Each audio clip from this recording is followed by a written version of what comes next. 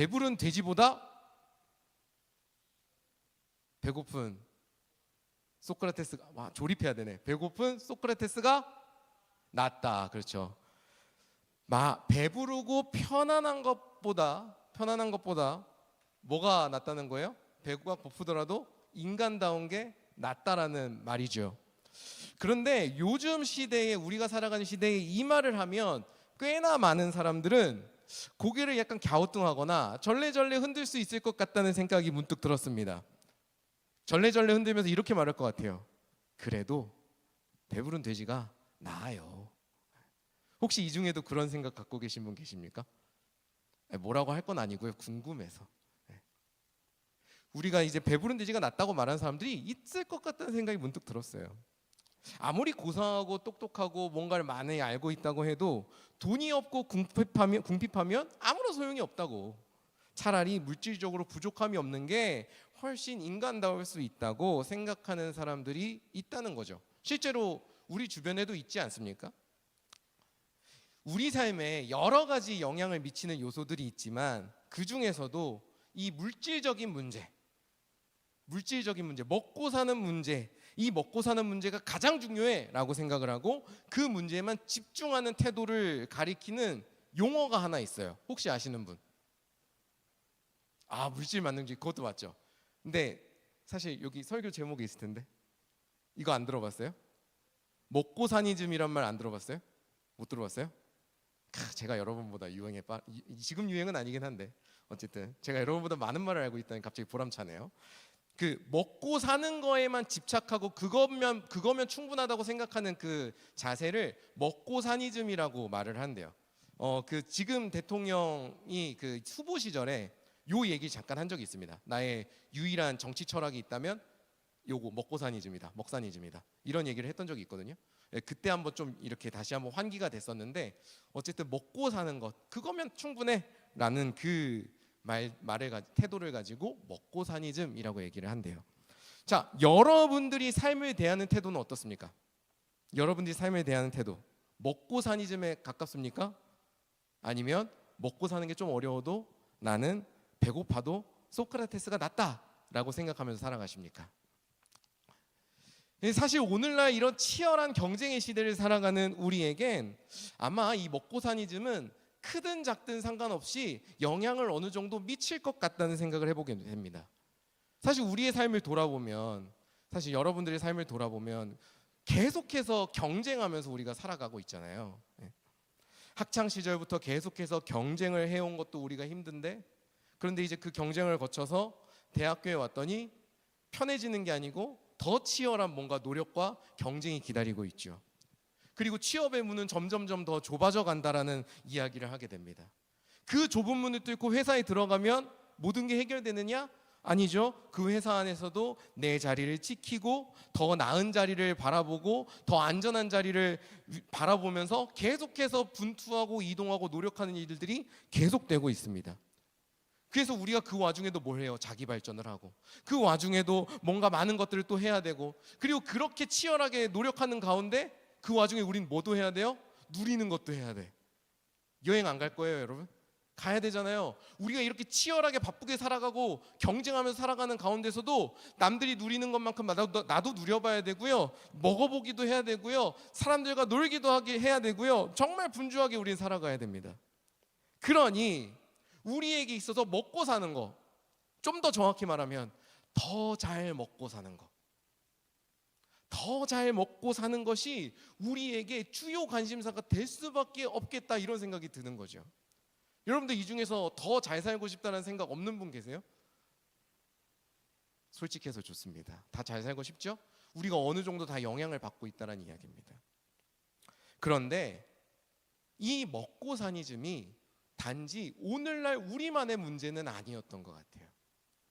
오늘 우리가 읽은 말씀을 들었을, 이 하나님의 말씀을 들었을 이스라엘 백성도 우리와 같이 먹고 사는 문제, 이 먹고사니즘에 열심히 매진하는 상황에 처해 있었습니다. 자, 우리가 읽은 말씀, 오늘 책이 무슨 책이죠? 신명기잖아요. 여러분, 신명기가 무슨 뜻인지 아시는 분? 신명기 뭘까요? 무슨 뜻일까요? 맞추시는 분 제가 쌀과자 하나 드릴게요. 쌀과자는 좀 부족한가? 맛있어 쌀과자. 그 신명기 무슨 뜻일까요? 그렇죠. 명은 명령이니까 맞아요. 반 맞았습니다. 그럼 신이 뭐 도대체 뭘까요? 신. 매울 신자인가? 네? 뭐라고요? 새로울 신. 새로울 신. 보통 이 새로울 신의 함정에 빠져요. 새로울 신이 아닙니다. 신. 하나님의 명령. 상상력 좋은데요. 좋습니다. 무슨 뜻이냐면 이게 되풀이할 신자가 있거든요. 신명기가 뭐냐면 하나님의 계명을 다시 들려준다는 얘기예요. 네, 다시 들려준다는 얘기예요. 이렇게 또 전문가의 포스가 나옵니다. 자, 신명기가 그래서 뭐 하냐면 이제 민수기까지 해서 광야 40년 지간에 거쳐서 가나안 땅을 입성하기 직전이에요. 이 직전에 이제 하나님께서 모세를 통해서 지금까지 있던 이스라엘 역사를 다시 한번 다 가르쳐 주시고 하나님께서 어떤 명령을 하셨는지 계명을 율법을 다시 한번 다 하나씩 가르쳐 주시는 거예요. 그래서 우리 지난번에 그 쉼에 대해서 얘기할 때 한 번은 출애굽기를 보고 한 번은 뭘 봤어요? 말씀 2개 봤어요. 출애굽기 보고 하나는 신명기를 봤단 말이에요. 그게 중복되는 이유예요. 되풀이하고 있어서 그렇습니다.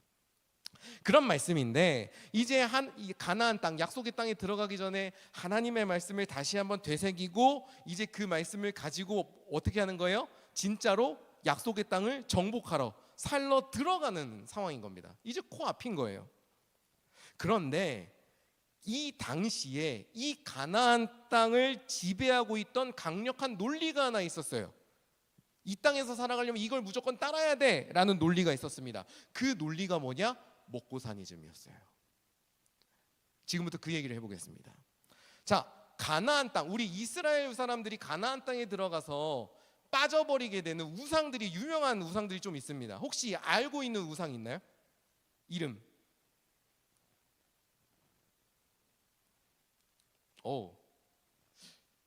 뭐라고요? 영원 현재? 그렇죠. 바알. 가나안 땅에서 가장 유명한 우상은 신은 바알이었어요. 가나안 사람은 무조건 바알을 따르게 돼 있습니다. 바알을 따르게 돼 있어요. 한 번쯤은 들어봤으리라 생각했는데 여러분 표정 들어봤어요? 다행입니다. 네, 안 들어본 줄 알고 깜짝 놀랐잖아요. 한 번쯤은 들어봤을 거예요. 유명한 우상이거든요. 이 바알은 가나안 사람들이 가장 위대한 신이다, 최고 신이다라고 숭배하는 우상이었고요. 그러니까 그리스의 제우스가 있듯이 이 가나안 땅엔 바알이 있는 거예요. 그런 신이었고, 가나안 땅에 정착한 이스라엘 백성들이 가장 쉽게 넘어가고 흔들리던 우상이기도 했습니다. 사실 이 바알이란 이름 뜻 자체가 하나님이거든요. 그러니까 겹치잖아, 중복되잖아, 우리가 알고 있는 하나님이랑. 그러니까 제일 쉽게 넘어가는 우상이기도 했어요.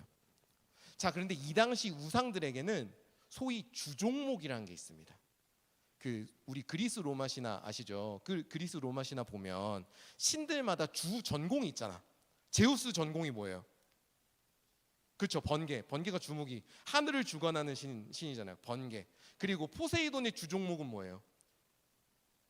그렇죠, 바다, 물이 주종목이고. 그 다음에 아폴론의 주종목은 뭡니까? 그래, 우리 그리스 로마 신화도 좀 읽고 그러자.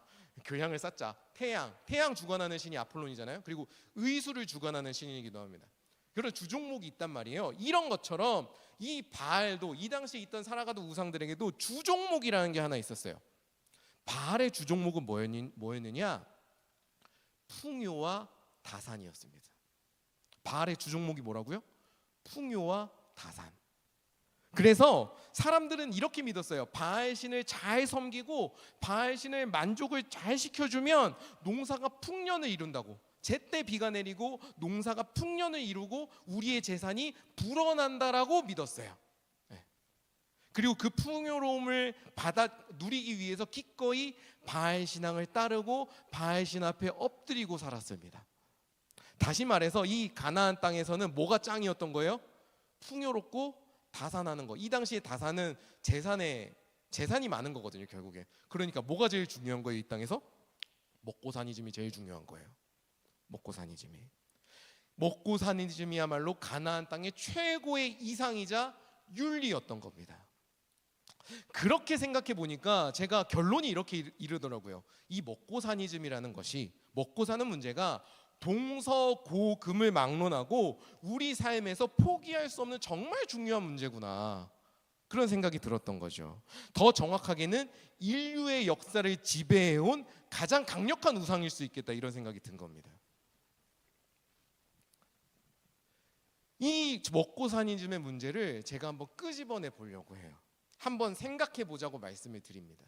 이렇게 우리가 먹고 사니즘에 대해서 우리의 영향을 미치는 이 생각에 대해서 한번 다시 생각해 보자, 제가 말씀을 드리는 이유는 우리가 먹고 사는 것에 집중하고 조금 더 좁혀서 우리가 생존하는 것에 집중하는 사이에 그만큼 집중하는 만큼 우리 인생에, 우리 삶에 있어서 더 중요한 많은 것들을 우리가 잃어버리고 놓쳐버리고 있지 않나 한번 생각해 봐야겠다, 그런 마음이 들었기 때문이죠. 좀 씁쓸한 마음이 들었습니다. 물론 먹고 사는 문제 중요합니다. 우리 먹고 살아야 되잖아요. 우리 괜히 인간은 먹기 위해 산다 말하는 거 아니잖아요. 먹어야 살 수 있고, 그리고 몸이 늘 집이 있어야 우리가 또 다음 날을 시작할 수 있고, 중요합니다. 먹고 사는 거 중요해요. 입을 옷도 있어야 되죠. 옷이 없으면 우리가 어떻게 자유롭게 이렇게 생활을 할 수 있겠어요. 그 자연스러운 욕구가 나쁘다는 이야기를 하고 싶은 게 아닙니다. 그건 필요해요. 정말 필요한 것들입니다. 그런데 우리가 그것만을 바라보게 되면 괜찮은 걸까? 그것만 더 집중하게 될 때 괜찮은 걸까? 이 생각을 같이 한번 해보자는 거죠. 이 먹고 사니즘이요, 우리의 눈을 멀게 만드는 강력한 주문이 하나 있습니다. 먹고 사니즘이 갖고 있는 강력한 주문이 하나 있더라고요. 아브라카다브라처럼. 그 주문이 뭐냐? 현실적으로란 주문이 있어요. 현실적으로, 그건 어려워. 현실적으로 그건 불가능해. 이 말이 나오는 순간요, 우리가 꿈꾸는 여러 가지들이 있잖아요. 우리가 꿈꾸는 이상도 있을 것이고, 이게 좋은 세상일 거야, 이게 좀 더 나은 세상이지, 이게 좀 우리 모두가 함께 더불어 살아가는 세상일 거고, 좀 더 윤리적인 세상일 거야, 이런 우리들이 꿈꾸는 것들과 목표하는 것들이 있잖아요. 그런 사람이 꿈꿀 수 있는 여러 가지 소망들이 이 주문 하나면 다 끝장나 버립니다. 그 주문 앞에서 다 엎드려 버립니다. 저는요, 우리가 더 나은 세상을 꿈꿀 수 있고, 그리고 더 나은 세상을 위해서 내가 갖고 있는 힘을 쏟을 수 있는 거, 하나님께서 우리에게 주신 너무나도 소중한 선물이라고 믿어요. 그건 인간만이 할 수 있어요. 그런데 이 선물을 갖고 있음에도 불구하고 우리가 이 먹고 사니즘의 주문, 현실적으로난 주문 앞에 우리가 엎드리게 되잖아요. 그렇게 되는 순간 하나님께서 주시는 선물을 어떻게 돼요? 제대로 누리지 못하고 그냥 현실에 다 납득해버리고, 지금 이 어려운 상황들 혹은 때때로는 나쁜 상황들을 그냥 체념하고 받아들이는 그런 존재로 전락하게 되더라는 거죠. 우리가 그렇게 현실만을 바라보게 됐을 때 잃어버리는 것들이 뭘까요? 여러 가지를 제가 한번 생각해 봤는데 저는 딱 한 가지가 생각나더라고요. 우리가 이렇게 현실적으로 이 먹고 사니즘에 사로잡혔을 때 우리가 잃어버리는 거 한 가지, 저는 사람의 온기를 잃어버린다고 생각해요. 이 현실 앞에서. 좀 더 구체적으로 얘기하면 이웃에 대한 긍휼함, 혹은 우리가 이웃과 함께 더불어서 조금 더 더불어서 살아가려는 삶, 이런 따뜻한 모습들을 우리가 상실하게 되지 않나 생각해 보게 됩니다. 요즘 우리 다 이렇게 생각하는 사람들 많지 않아요? 내가 내 생존을 책임지듯이, 내가 내 노력으로 내 능력으로 생존을 책임지듯이 너의 생존은 너가 책임져야지라고 생각하는 사람들이 주변에 꽤 있지 않습니까? 그런 말을 많이 보게 되는 것 같아요. 제가 인터넷 세상을 한 번씩 떠돌아서 그런지 모르겠지만 인터넷 댓글들은 그런 댓글들이 넘쳐나요. 실패했으면 네 잘못이야. 능력이 없어서 그렇지. 노력을 안 해서 그래. 저 노력하는 사람 봐라. 성공하잖아. 나도 노력하니까 성공할 거야. 이런 글들이 얼마나 많은지 모르겠어요. 실패는 너의 능력이 부족이고 노력의 부족이다. 이렇게 쉽게 다른 사람을 판단해 버리는 모습들을 우리 요즘 사회에 많이 보게 되는 것 같습니다. 현실적으로는 맞는 말일지 몰라요. 현실적으로 그 사람이 노력이 부족했을 수 있어요. 현실적으로 그 사람의 능력이 부족할 수도 있죠. 그 분야에 있어서 능력이 부족할 수 있죠. 우리 모두가 현실적으로 다 성공할 수 없을지 몰라요. 모두가 똑같은 부를 누릴 수 없을지 모릅니다. 모두가 똑같이 다 많은 것들을 가지고 살아갈 수 없을 수 있어요. 현실적으로 내가 성공하면 내 옆에 있는 사람은 실패하는 일들이 일어날 수 있습니다. 하지만 우리가 그런 우리 앞에 주어져 있는 상황들을 현실로 그저 받아들이고 체념하기만 한다면 우리 내면에서 우리가 그런 실패나 어려움 가운데 그런 어려움 같은 것들을 그저 한 사람의 책임으로만 그저 내몰고 그게 현실이라고 우리가 받아들이기 시작한다면 우리 주변에 있는 사람들을 돌아보고 돌보는 우리의 능력, 다른 사람들을 내가 살려주고 키워줄 수 있는, 회복시킬 수 있는 따뜻한 마음, 그들의 아픔을 함께 짊어지고 함께 일으켜서 살아갈 수 있는 하나님께서 주신 하나님의 형상으로서의 능력, 그런 능력들, 선한 마음들은 우리 안에서 점점점 사라져 버릴 것 같아요. 저는 이 인터넷에 쏟아지는 수많은 댓글들, 서로를 향해서 하는 손가락질들이 그런 이 먹고사니즘, 현실적으로 어쩔 수 없어 여기에 사로잡힌 인간의 어두운 단면을 잘 보여준다는 생각이 점점 드는 것 같습니다. 그리고 이 먹고사니즘의 문제는요, 우리 개인의 태도에만 영향을 미치는 게 아니고요, 우리 사회의 방향에도 영향을 미쳐요. 우리 사회의 방향과 가치관에도. 우리가 지금 올 한 해부터 시작부터 돌아보고 있는 이 기후위기 환경 문제도 사실은 그 문제가 아닌가 저는 문득 생각이 들었습니다. 사실 여러분, 기후위기의 해결법 우리 다 알고 있지 않아요? 이거 해결하려면 어떻게 해야 됩니까? 어떻게 해야 돼요? 몰라서 침묵하고 있는 거 아니죠? 알잖아요. 덜 쓰고 덜 먹고 더 안 하면 돼요. 지금 당장 저희 가서 저기 있는 불 다 끄고요, 카메라 이거 멈추고요, 저거 중계 다 끄고요, 우리끼리 모여서 오프라인으로 육성으로 예배 드리고요 하면 돼요. 내가 트는 난방기 한 번 안 틀면 되고요, 내 보일러 한 번도 안 틀면 되고요, 내가 쓰는 컴퓨터 24시간 돌려놓지 말고 끄면 된다고요. 그게 근본적인 해결책 아니에요? 그리고 이제 공장 앞에 가서 말하는 거지, 니들도 멈춰라. 그게 해결책이라고요. 그런데 왜 우리 그 해결책 못해요? 왜 못합니까? 왜 실천 못합니까? 이유는 하나잖아요. 현실적으로 안 되니까. 내 현실이 안 되니까, 너의 현실도 안 되니까, 우리가 세상이 돌아가는 속도를 봤을 때 이 현실적으로 멈추는 건 불가능하니까 못하는 거잖아요. 안 하는 거잖아요. 함께 살아가는 것보다 내가 한 번이라도 더 뭔가를 소비해서 살아서 먹고 사는 게 중요하니까, 내가 더 잘 먹고 살아가는 게 중요하기 때문에, 우리나라가 더 잘 먹고 경쟁력을 갖는 게 중요하기 때문에 우리가 그 선택을 못하는 거 아니에요? 함께 살아가는 삶보다 이 먹고 사니즘이 중요하기 때문에 우리는 때때로 모든 문제에 있어서 이웃을 위한, 타자를 위한, 이 세상을 위한 선택에 주저하게 된단 말이죠. 그런 점에서 제가 여러분들을 막 목소리 언성 높인다고 막 혼내려는 거 아니고요, 그런 점에서 우리 모두 다 크든 작든 이 먹고 사니즘의 영향을 받고 사는 게 맞는 것 같아요. 근데 맞는데 그거를 당연하게 볼 일은 아닌 것 같다는 거죠. 성경의 표현대로 하자면요, 우리가 이 먹고 사니즘을 받아들이고 현실적으로 어쩔 수 없어 체념하는 것은 어떤 모습과 같냐면, 이 성경에서 나오는 바알에게 무릎 꿇는 것과 별반 다르지 않을 수 있다는 거예요.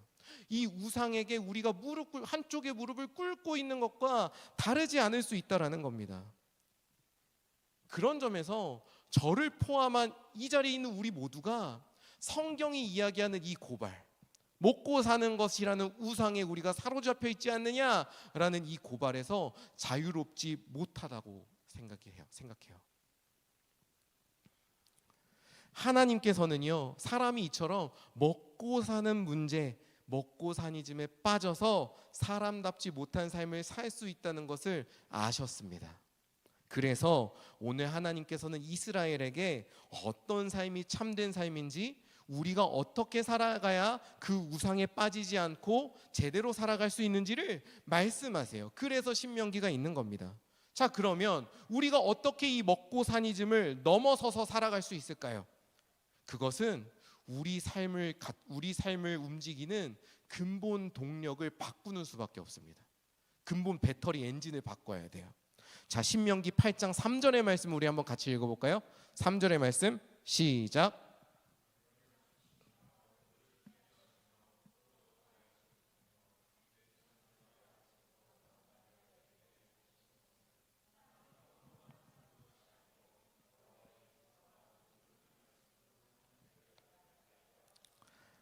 아멘. 하나님께서 광야 시절의 이야기를 하는데요. 이 광야 시절의 이스라엘은 자기 혼자만의 힘으로 살 수 없었습니다. 먹을 게 하나도 없어요. 구할 게 하나도 없거든요. 그래서 이들은 어떻게 40년 동안 살았냐면 하나님께서 주시는 것, 하나님께서 베푸시는 것을 의지하면서 살 수밖에 없었어요. 자급자족이 안 됐다 이 말입니다. 하나님께서 날마다 만나를 내리시고 때때로는 물을 주시면서 그들을 살리셨단 말이에요. 하나님께서 이렇게 이스라엘을 40년 동안 이끄신 이유는 오늘 말씀을 보니 딱 하나입니다. 왜 그렇게 하셨느냐? 우리가 살아갈 수 있는, 우리가 살아가는 데 있어서 가장 필요한 근본적인 힘, 근본적인 동력이 무엇인지 알려주려 하셨다는 거예요. 우리가 살아가는 데 있어서 정말 필수적인 게 뭐냐? 알려주시려고 했다는 거죠. 오늘 말씀을 보니 우리는 무엇으로 살아갑니까? 그렇죠. 한국인은 밥심이다 하는데 성경은 이야기합니다. 말씀의 힘으로 살아간다. 말씀으로 살아간다. 이야기합니다. 우리는 물질로 살아갑니까? 아니요. 돈으로 살아갑니까? 아니요. 말씀은 하나님의 말씀으로 살아간다 이야기해요. 사람이 떡으로만 사는 것이 아니요. 하나님의 여호와의 입에서 나온 거룩한 말씀으로, 여호와의 입에서 나온 모든 말씀으로 산다. 하나님의 말씀에 힘입어서 하나님의 말씀을 가지고 의지하여서 살아가는 삶, 그것이 우리가 이 먹고 사니즘을 넘어서고 현실에 체념하지 않을 수 있는 유일한 방법이다라고 오늘 말씀하시는 거예요. 여러분, 이 진실을, 이 진리를 직접 보여주신 분이 한 분 계십니다. 누굴까요? 보통 말씀을 직접 보여주신 분은 정답이 정해져 있어요. 지저스 크라이스트, 예수님. 예수님께서 이걸 직접 보여주셨어요. 여러분, 예수님께서 처음에 세례 요한에게 세례 받으시고 성령님에게 이끌려서 광야로 가셔서 40일간 금식하신단 말이에요. 40일간 금식한 다음에 어떤 일을 겪으시죠? 마귀가 와서, 사탄이 와서 세 가지 시험을 겁니다. 근데 마귀가 첫 번째로 와서 거는 시험이 뭔지 아세요? 돌덩이를 보여주면서 너 배고프지? 저거를 떡으로, 빵으로 바꿔서 만들어 먹으면 돼. 그러면 너 배고프지 않을 수 있어. 이게 마귀가 첫 번째로 했던 시험이었습니다. 무슨 뜻이에요? 너에게 가장 중요한 게 뭐야? 네 배가 고프다는 거잖아. 먹고 사는 게 제일 중요한 거잖아. 너의 능력이면 먹고 살 수 있잖아. 먹어. 그 유혹이었다고요. 그 유혹. 먹고 사는 게 우리 인생에서 가장 중요하지 않냐고. 지금 내 코가 석자인데 다른 거 볼 게 뭐가 있냐고. 하나님 볼 게 뭐가 있냐고. 예수님의 시선을 막 사탄이 좁혀가는 겁니다. 우리가 시선이 좁아지는 것처럼. 근데 그렇게 예수님께서 유혹받으실 때 예수님께서 그 유혹을 어떻게 물리치십니까? 방금 우리가 읽었던 말씀을 정확히 가져와서 맞서십니다. 사람이 떡으로만 사는 것이 아니요, 여호와의 입에서 나오는 모든 말씀으로 산다 하셨다. 그러니 너는 물러가라. 내가 먹고 사는 거 중요해요. 중요해요. 명절이니까 저도 맛있는 거 먹고 싶어요. 여러분도 그럴 거예요. 먹는 거 중요해요. 하지만 먹고 사는 것보다 무엇이 더 근본적이고 중요하다? 하나님의 말씀을 듣고 순종하는 것이 더 중요하다. 돈이나 성장, 우리네 현실보다 이 모든 것을 창조하시고 든든히 붙드시는 하나님의 손길, 이 손길이 훨씬 더 강력하고 중요하다. 우리가 이 사실을 진심으로 받아들이고 살아가는 거, 이게 너무나 중요하다는 겁니다. 우리가 이 사실을 진실로 받아들이고 우리가 믿음으로 고백할 때 우리가 눈앞에 있는 현실들 가운데 흔들리지 않고 폭풍 속에 있어도 우리가 쓰러지지 않고 우리가 사람답게 따뜻한 마음을 가지고 선한 삶을 추구하면서 우리가 한 걸음 한 걸음 나아갈 수 있다는 것이죠. 저는요, 오늘 이렇게 말씀을 강조하는 삶, 이 영원한 하나님의 말씀을 듣고 사는 삶, 하나님의 말씀을 듣고 사는 게 나에게 가장 중요해 라고 여기면서 살아가는 이 믿음의 삶에 이름을 하나 붙여봤습니다. 먹고 사니즘 말고 뭐요? 듣고 사니즘으로. 우리는요, 먹고 사니즘을 넘어서 듣고 사니즘으로 나아가야 됩니다. 우리가 먹는 대로 사는 것이 아니라요, 우리가 먹기 위해 사는 것이 아니라요, 우리가 다른 무언가를 추구하면서 더 사람다운 것을 추구하면서 살아간다는 걸 우리가 기억해야 돼요. 우리가 하나님의 뜻에 순종하면서 더 선하고 아름다운 것들을 바라보면서 추구하면서 살아가는 존귀한 형상이라는 걸 기억해야 됩니다.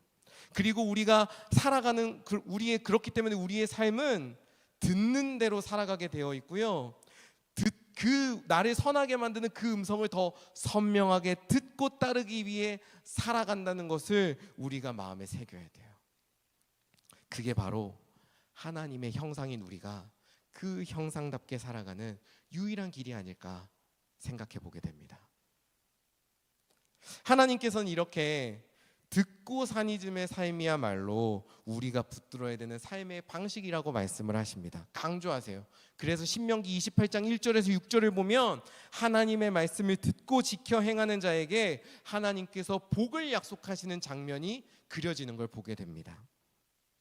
근데 우리가 꼭 기억해야 될 게 있어요. 여기서 하나님께서 말씀하시는 복은 우리가 생각하는 것처럼 더 많은 것들을 가지는 게 아닙니다. 더 많은 것들을 누리는 게 아니에요. 하나님께서 우리를 마치 무슨 수학 공식처럼 우리가 믿음을 고백하면 우리가 원하는 것을 다 성취시켜주고 성공시켜주겠다, 그런 약속도 아닙니다. 지금 하나님께서 약속하시는 복은 하나님께서 우리가 어떤 상황에 있든지 우리를 버리지 않으시겠다는 약속이에요. 우리의 삶을 붙들어 주시겠다는 보증이고요, 우리가 비록 힘들 때에도 우리와 함께 한 걸음 한 걸음 걸어가시면서 우리가 완전히 고꾸라지지 않게, 쓰러지지 않게 옆에서 붙잡아 주시겠다는 하나님의 선한 선포이십니다. 여러분, 이스라엘 사람들이 광야에서 40년간을 살아갈 수 있었던 이유는요, 그들이 뭔가 능력이 많아서가 아니었어요. 여러분, 성경 읽을 때마다, 묵상하실 때마다 꼭 기억하세요. 이스라엘은 그 땅에서 최약체였어요. 최약체였어요. 제일 약하고 못났다 그러면 좀 그런가? 근데 못났어. 제일 약하고 못난 민족이었어요. 그들의 능력이 강해서 광야에서 살아남은 게 아닙니다. 그들이 지혜로워서 살아남은 것도 아닙니다. 그들이 살아남을 수 있었던 이유는 하나님께서 날마다 함께 하시면서 그들에게 만나를 주시고 물을 주셨기 때문이에요. 그 만나가 이스라엘 사람들에게 넉넉했느냐, 풍족했느냐, 호화로웠느냐? 그렇지 않았습니다. 이스라엘 사람들은요, 망나를 넉넉히 먹을 수 없었어요. 왜? 하루치만 주셨거든요. 이틀치 쌓으면 썩어서 다 없어졌습니다. 그리고 그 만나가 그러면 뭐 요즘 두쫑쿠처럼 맛있었느냐? 아니요, 아무 맛도 없었대요. 그래서 사람들이 얼마나 맛이 없으면 진짜 거듭해서 하나님께 못 먹겠다고, 고기 달라고 막 아우성칩니다. 그런 걸 보게 돼요. 하지만 하나님께서는 그런 이스라엘 사람들이 만족은 다 못했지만 하나님께서 은혜를 베푸심으로 이스라엘은 결과적으로 하루하루를 살아낼 수 있었고, 그 하루하루가 모여서 40년이 돼서 가나안 땅이 약속의 땅까지 올 수 있게 되었다는 거죠. 하나님께서 이 은혜를 베푸신 하나님께서 우리에게 동일하게 말씀하시는 겁니다. 너희는 떡으로 사는 존재가 아니다. 떡으로만 사는 존재가 아니라 나를 말미암아 사는 존재, 하나님의 말씀, 나의 말씀을 듣고 살아가는 그런 존재다 말씀하는 겁니다. 우리가 먹고 사는 문제에 너무 사로잡힐 때, 먹고 사니즘에 사로잡힐 때 하나님께서 주시는 만나가 초라해 보이게 됩니다. 우리가 현실에 체념하게 될 때 하나님께서 주시는 복은요, 너무나도 부족하게 느껴지게 될 겁니다. 그리고 우리의 삶의 근본 동력, 하나님의 말씀을 잊어버리게 될 때 우리는 가진 것이 있어도 점점 가진 것이 많아져도 오히려 더 불안하게 되고요, 더 움츠러들게 되고요, 더 불행한 삶을 살게 될 겁니다. 그런데 우리가 그 모든 것들로부터 자리를 털고 일어나서 하나님의 말씀으로 다시 돌아갈 때 상황이 안 바뀔 수는 있어요. 내 상황이 완전히 달라지지 않을 수 있어요. 하지만 한 가지 분명하게 바뀌는 것이 있습니다. 하나님과 동행하는 나의 마음이 바뀝니다. 하나님과 동행하는 나의 시선이 바뀌고요, 하나님과 함께하는 나의 삶을 이끌고 가는 엔진이 바뀝니다. 우리는요, 선택해야 돼요. 먹고 사니즘인가, 듣고 사니즘인가. 사랑하는 청년 여러분, 여러분은요 이 세상에 있는 시끄러운 소리들, 생존하라는 소리, 먹고 살라는 소리, 그런 소리만 듣기 위해 태어난 존재가 아닙니다. 여러분은 하나님의 말씀, 세미한 음성을 듣고 하나님의 꿈을 꾸기 위해 태어난 너무나도 고귀하고 아름다운 존재들입니다. 그렇다면 우리가 이렇게 한번 살아보면 어떨까 싶어요. 오늘 하루 내가 무엇을 하든지 무엇을 하든지 무엇을 먹든지 이 질문을 한번 해보는 겁니다. 하나님이 보시기에 지금 나의 삶, 나의 이 모습은 어떨까? 하나님께서는 내가 지금 이 순간에 어떻게 하기를 원하실까? 내가 지금 이 상황에서 이 지금 수많은 피조물들이 신음하고 있는데 내가 줄이고 절제하고 내려놓아야 될 모습은 무엇일까? 물건을 하나 살 때마다, 무엇인가를 먹을 때마다, 어딘가를 갈 때마다 한 번씩 그 질문을 던져보는 겁니다. 그 질문을 품은 채 하루하루를 하나님 말씀 앞에서 서는 거죠. 길지 않아도 돼요.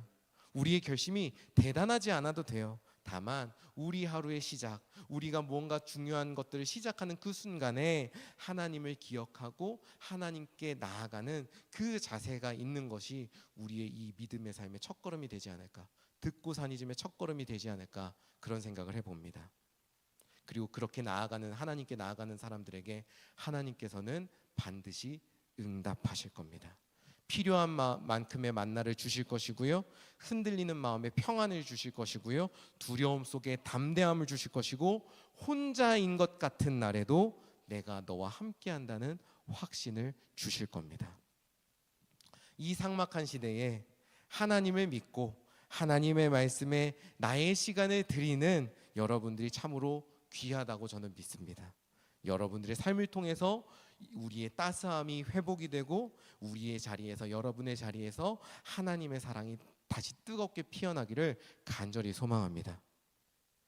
먹고 사니즘을 넘어서 듣고 사니즘으로 오늘도 우리를 살리시는 이 하나님의 말씀을 의지하면서 우리가 끝까지 살아남고 끝까지 사람답게 정말 살아가는 선한 존재들이 되기를 주님의 이름으로 간절히 축원합니다.